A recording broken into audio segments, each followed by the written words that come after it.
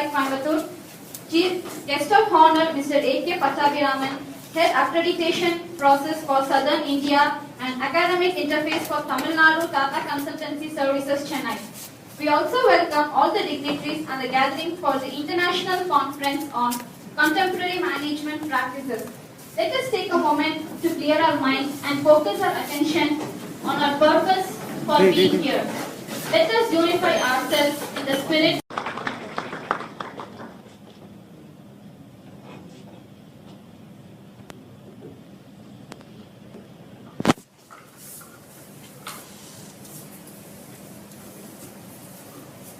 Distinguished President of this today's function, Mr. Nandakumar, President ICICI, Coimbatore, Distinguished Secretary and Correspondent, Dr. B. Swami, Professor R. Adivaran, Professor Sundar Sekhar, Dr. Vadalmati, Director of the institution, members of the faculty seated on the dais, members of the faculty present to the opposite side, and of all my dear student friends.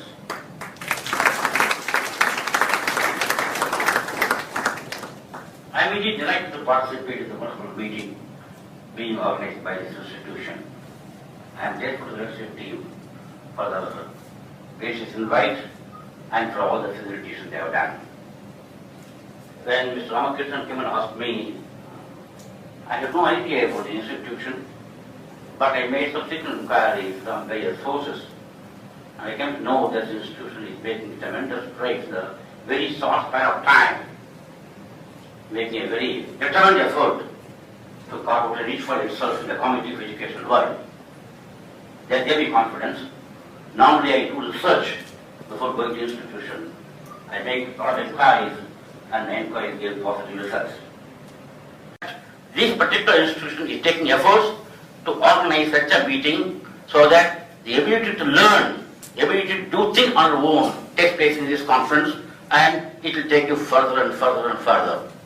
I congratulate all of you for that. Now, the topic chosen is also extremely interesting. What is the topic? Contemporary management practices. Management practices are not static. They are dynamic. They change from time to time, circumstances, place to place, various factors are available, and they must change, otherwise the institution cannot survive. I will touch upon some few points which make the impact on the management practices, and also demonstrations from the case histories of TCS itself. I am from TCS. Now, technology is one factor which is impacting the business practices very seriously and very effectively. Emphatic impact is there on management practices.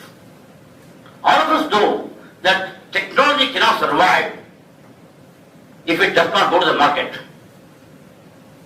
And market cannot survive if it does not adopt technology.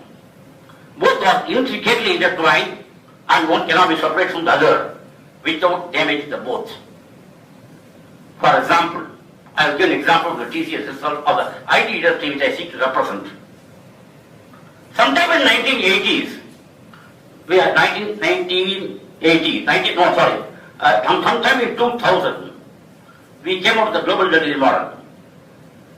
The global delivery model changed the entire scenario of the IT industry. That is, we don't have to be on-site. We can develop the system or develop the software offshore and transfer it to the on-site. That means, what does it mean? It means the entire business activity got shifted from the on-site to the offshore. Made a tremendous impact on the economy of the developed country, especially India. The entire model of IT practices, and we recruited majority of them from India, from the engineering institutions, also science institutions, and management institutions. Ours is geographically distributed organization. Now, how do you control a geographically distributed organization? Management practice, not the word practice is not suffice. So a new method had to be evolved to integrate divergent workforce sitting in different places, having different culture, speaking different language, having different moodings, but having a united mission. That's very important. So we want to give a slogan called TGS One. We are all one. We are all many. Diversity, we are talking about diversity. We are talking about diversity. At the same time, we are all talking about oneness. How to do it?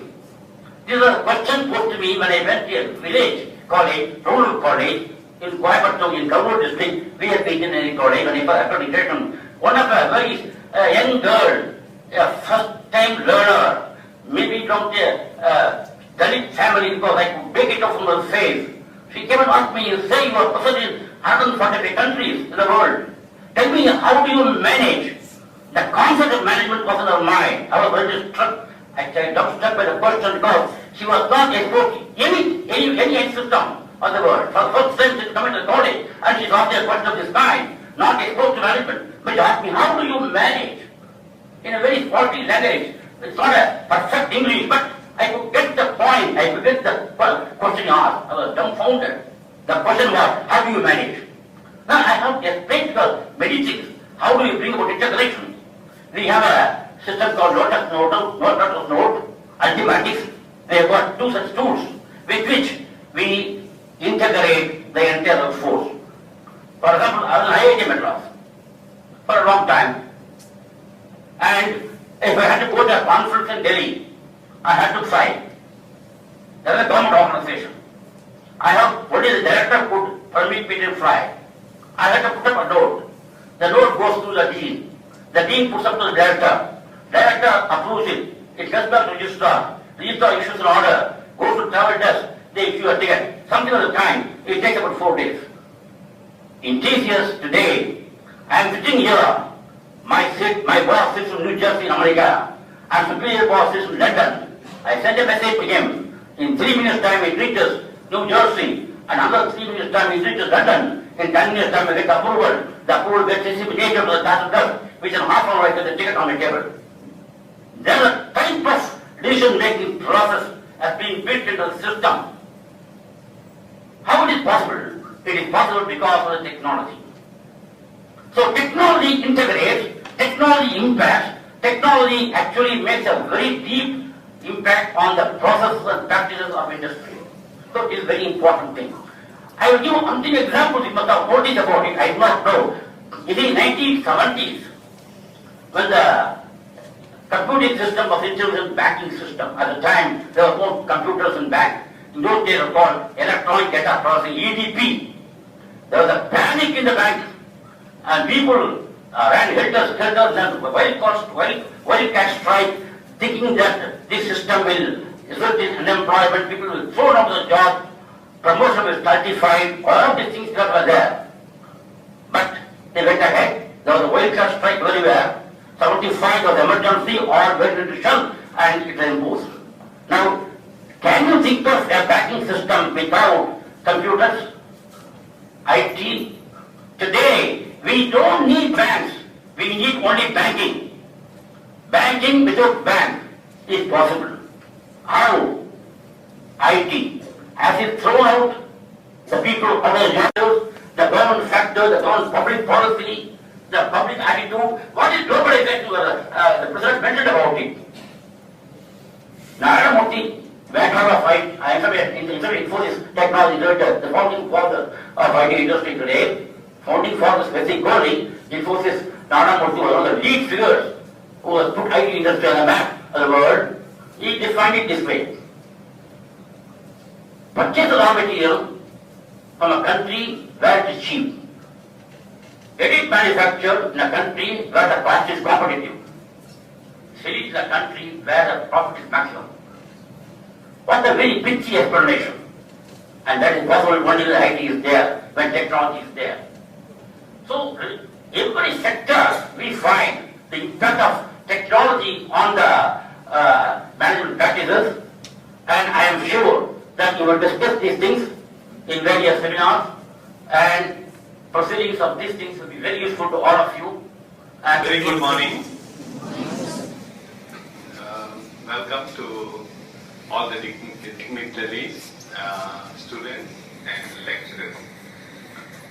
Basically, through my observation, I've noticed that, in fact not noticed, very proud of our culture of pledging the land.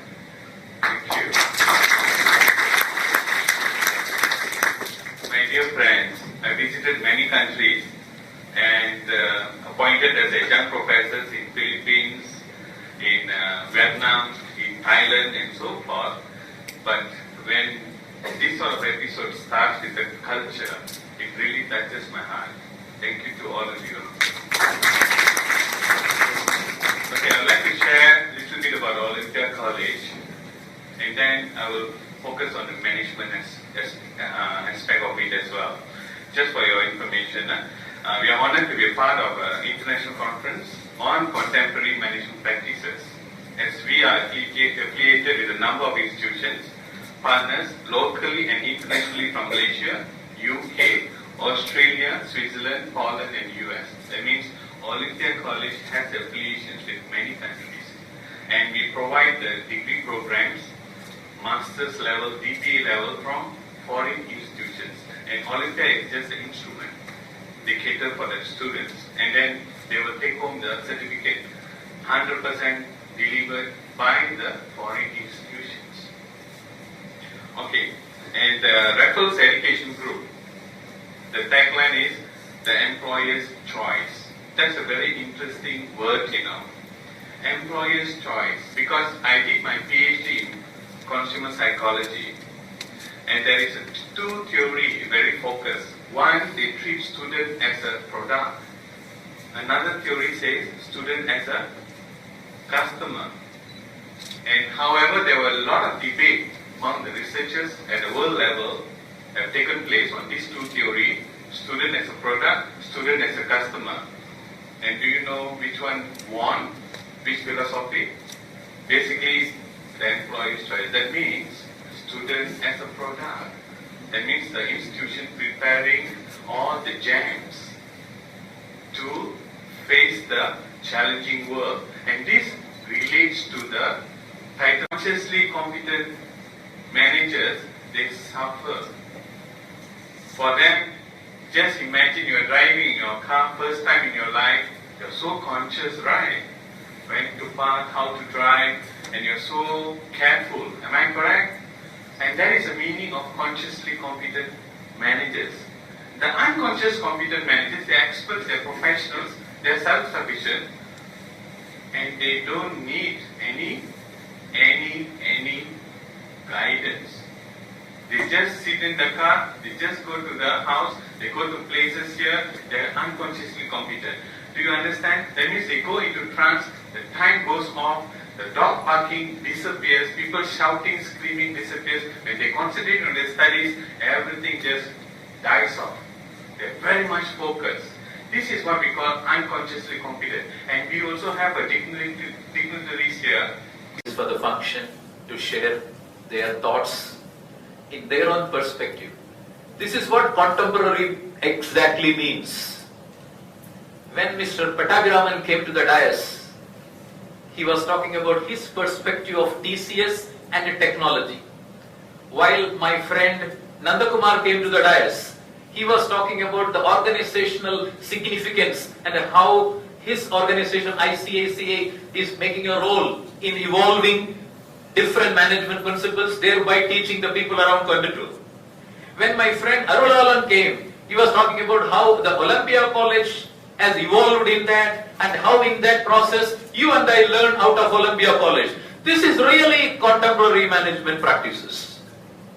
We are seeing flesh and blood in front. But my dear friend, let us understand very honestly, the organized activities and management is thousands of years old. You may be knowing about the Egyptian pyramids. You may also know about the Greater Wall of China. All are done following the great principles of management, whether we know it or not. But ultimately, only in 90 in the management science. And how it has evolved? It has evolved from one person or a group of person, and immediately it percolates to the lot of other people. And this is what the contemporary practices mean. And he rightly said it differs from country to country, place to place. Even in a place, it is different from industry to industry. How pump industry is managed in Coimbatore is different from how pump industries are managed in Mumbai. How textile industries are managed in Coimbatore is different from how it is managed in Surat, and how it is managed in China, and how it is managed in other countries. But a knowledge of all these will definitely make me a better decision maker, and that is the purpose of this seminar and the purpose of this congress. We are equally dividing the entire proceedings into 4 sections. Many of us may be knowing effective management or efficiency in management. Today, the entire world is talking about effective management. Meaning, the entire management theories can be carpeted under 2 categories. One category is what is called the scientific management theories, that looks at the management inward. How to reduce my cost, how to increase my profit, how to increase my efficiency, how to reduce the employees. All inward looking. The other management theories are outward looking. They are all general management theories. How to make my company more visible, how to make my company more appreciable, how to make my company where all my employees love my company. So these 2 are the total bundle of 2 bundles available to us to understand management in a different perspective. And in that way, this effective management takes a role. That role is very important. The effective management says the best way to take a decision by any management is consult all the stakeholders in the ecosystem. It is not the management who is taking a decision. The customers are involved. The supply chain, as a management scholar or a management pundit, you are encountering. But nevertheless, this conference will be an eye-opener for all of us to take a decision in that perspective, that there is more than one perspective of a decision is possible. Therefore, I will be loudly thinking in that direction so that my decisions are learned decisions than a microscopic or a myopic decision which is inward looking. I look forward all the participants, the faculty members, and also the chairman for each session to be very thoughtful in giving their wonderful ideas and get crash and engage the discussion so that every one of you go home with a meaningful thought in your bag that you can use it for taking decision in life, in your career. Thank you very much.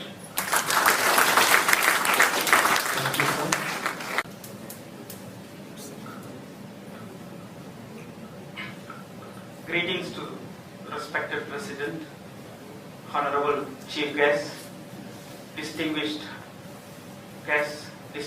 dignitaries, participants, fellow students. And before I start the preview, let me thank Dr. Arivalan for your high words. Thank you, sir, and thank you for your presence. He was my ex-colleague, so I take this privilege. I hope the dice will approve it. So, this session is to give you an insight about the one-day international conference on contemporary management practices in association with the Indian Chamber of Commerce and Industry, Coimbatore, and Olympia College, Malaysia. We have received a wide range of research and conceptual papers from different sectors, more than 200 authors from different backgrounds representing different parts of the world in this conference. Selected papers have been compiled, and a while ago it was released in the conference proceedings with an ISBN. Olympia College, Malaysia, the renowned institute under the Raffles Education Group, has connected us through their partnering universities such as the University of Derby, United Kingdom, University of East London, United Kingdom, BHMS, Switzerland, and the University of West Scotland, Scotland. This conference has also reached various reputed international universities, other universities and colleges from Philippines, Malaysia, Europe, and the United States of America. Indeed, it is also a true national event. We have received papers from different regions of India. The technical sessions have been grouped into 4 sectors, namely general management, retail sector, manufacturing and MSMEs. Guest and our well-wisher, Mr. D. Nandakumar, President, the Indian Chamber of Commerce and Industry, Coimbatore, who was supported by being the industry partner in the international conference in South India and academic interface for Tamil Nadu Tata Consultancy Services for his benevolence in accepting our invitation and for being with us and inaugurating this international conference on contemporary management practices by taking his time out amidst of his busy schedule. Thank you so much. Thought-provoking and highly informative speeches. I would like to thank Dr. Ariwalan, Professor, Olympia College, Malaysia, who has been very supportive in planning and organizing this conference and has provided valuable contribution in making this conference a great success. Thank you, sir.